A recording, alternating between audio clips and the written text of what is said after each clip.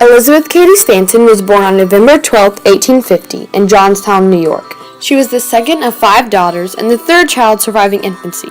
Her dad loved her brother more because he was a boy, so she tried to live up to his standards. She went to school at Johnstown Academy and then later graduated from Emma Willard's Troy Female Seminary in 1832. She excelled in Greek and grew a love for reading, which was one of her hobbies throughout the years.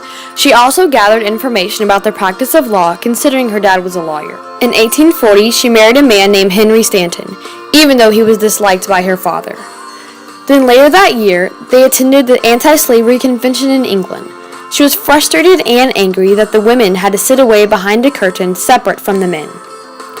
While she was there, she met someone who felt the same way, a lady named Lucretia Mott. The convention would inspire them to start a movement. In 1847, Henry and Elizabeth moved to Seneca Falls, New York, and there she met up with Lucretia Mott and planned to hold a convention for women's rights in 1848, July 19th through 20th. When the convention was finally held, it was known as the Seneca Falls Convention, and this convention fueled a movement that will be remembered throughout history. During the movement, Elizabeth would write speeches and give them to Susan B. Anthony, a good friend and famous leader of the women's rights movement, and Susan B. Anthony would go around the U.S. and perform the speeches that Stanton wrote.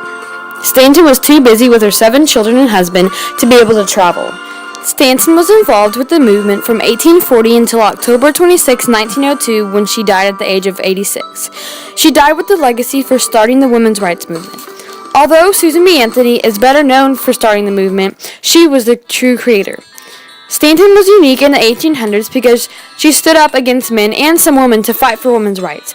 She changed the country by having the courage to stand up for what she believes in. This theme goes perfectly with the song I Am Woman by Helen Reddy. It is all about being proud to be a woman and being able to do anything, just like Elizabeth Cady Stanton did.